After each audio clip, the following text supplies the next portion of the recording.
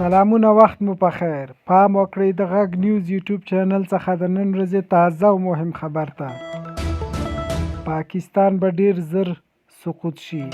د افغانستان د سولې لپاره د امریکا پخواني استازي یو ځل بیا خبرداری ورکړی که د پاکستان حکومت د دغه هیواد پخوانی لومړی وزیر او د تحریک انصاف ګوند مشر عمران خان خوشي نه کړي، دغه هیواد به د سقوط له خطر سره مخ شي.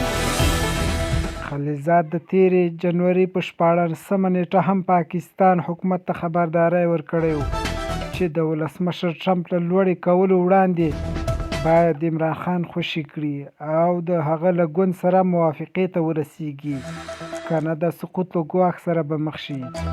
سره له دې چې پاکستان د جنوري له 20 وړاندې عمران خان خوشي نه کړ، بلکې د دغه هیواد یوې محکمې هغه او میرمنې په 14 او 7 کاله بند محکوم کړل.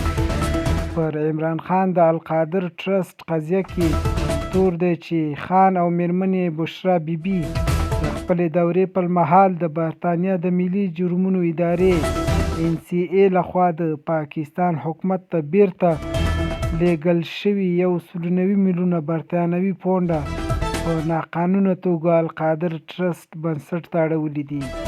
که څه هم پاکستان د زلمي خلیلزاد دغه خبرداري ته غبرګون نه دی ښودلی، خو یاد هیواد په کور دننه له امنیتي او اقتصادي ننګونو سره مخ ګڼل کیږي.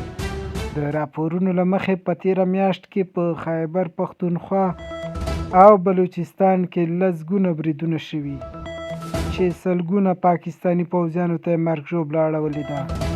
د پاکستان لومړي وزیر شهباز شریف دغو اندېښنو لپاره تیره اونۍ په کویټه کې امنیتي غونډه هم رابللې وه.